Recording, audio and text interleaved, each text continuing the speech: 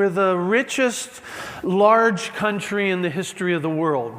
We're missing the economic activity of the economy of France versus our trend. If you ask me, do I think if we'll revert back to trend, the answer is yes. We have to have, on average, over the next decade, in excess of 4% GDP growth per annum. Freddie and Fannie surveys show that about 60% of the people who buy a home get an intergenerational transfer. That is to say, grandma gave them money.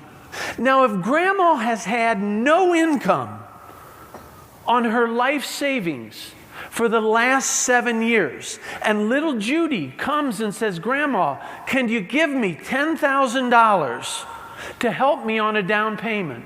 Or $15,000 on a down payment, what is grandma going to say? No. So intergenerational transfers are not going, people don't have the down payment, and that sector is getting crushed, and that's half of the gap. This is the 10 largest metropolitan areas, the unemployment rate, and the percent of jobs lost that are regained. We lost about 9 million jobs during the downturn.